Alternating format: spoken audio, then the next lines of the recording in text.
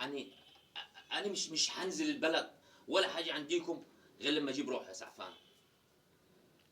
ما تقلقش يا ولد عمي، ما تقلقش، أنا جاي مخصوص عشان أخلص عليها. مع السلامة يا سعفان. مع ألف سلامة يا ولد عمي. استغفرك يا رب واتوب اليك. اشهد ان لا اله الا الله واشهد ان محمد رسول الله. خير يا ولد عمي، انا قطعت الصلاه وجيت لك. تجيب روح مين وتقتل مين يا ولد عمي؟ اللي قتل أخويا يا ولد عمي. قتل اخوك؟ يا اخي يا اخي، ده ربنا سبحانه وتعالى قال يا اخي ان احنا لو قدرنا ان احنا نعفو وخيرهم من يعفو يا ولد عمي. وربنا قال إيه تاني يا ولد عمي؟ من قتل يقتل.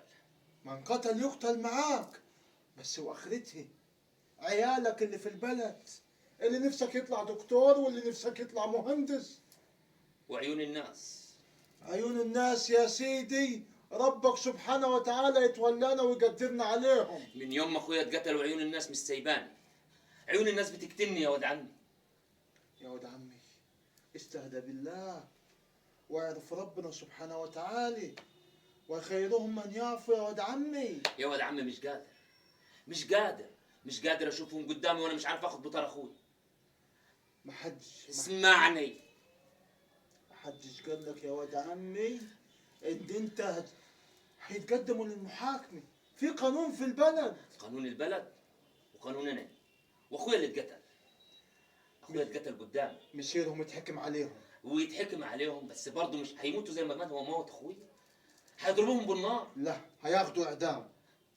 ما تضربوش بالنار زي اخويا يا ولد عمي. يا ولد عمي حط نفسك مكاني يا ولد عمي. انا حاطط نفسي مكانك، بس اخرة بحور الدم دي ايه؟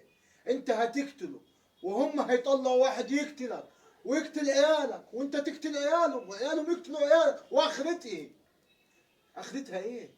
يا ولد عمي استهدى بالله. ترضى العيش بالعار. لا اله الا الله محمد رسول الله. ده مش عار، دي حكمة ربنا سبحانه وتعالى اداها لك.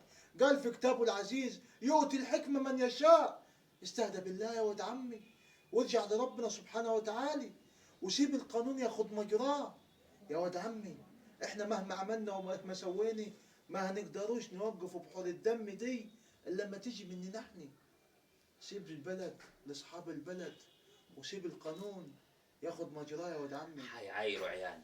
محدش هيعايرهم. هيعايروهم. اسمعني يا ولد عمي، يعني انت لما تروح تقتل دلوقتي هيسيبوا عيالك؟ عيالك دول مش خايف عليهم؟ ما عايزهمش يتربوا تربيه زيني؟ ما عايش تبقى وسطيهم وانت فرحان بيهم وبيكبروا قدام عينيك؟ هتضيع زهرة شبابك وزهرة شباب عيالك معاك. يا ولد عمي كفايه، سد بحور الدم دي يا ولد عمي، كفاياني. سدها كيف اسدها هاني؟ استعيذ بالله من الشيطان الرجيم.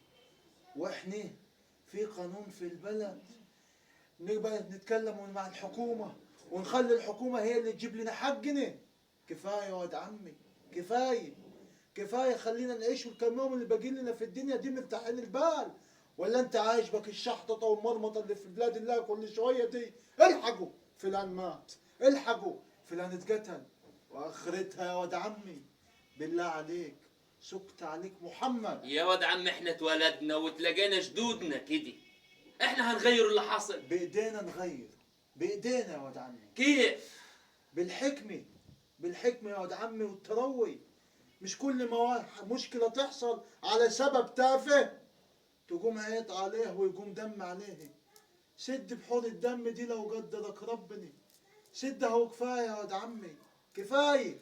مش عشان خاطرك انت، عشان خاطر الجيل اللي طالع. هنبقوا مضحكة البلد يا ولد عمي وانت خابر الكلام. والله احنا سياد البلد وسياد ناسي، ما تخافش من الكلام دي يا ولد عم. احنا فينا المتعلمين والمهندسين والدكاترة ورجال الأعمال. يا ولد عم كفاية، بالله عليك كفاية. راجع نفسك وراجع ضميرك وارجع لربنا سبحانه وتعالى. أنا مش هكتر معاك في الكلام يا ولد عمي، أنا هسيبك لضميرك.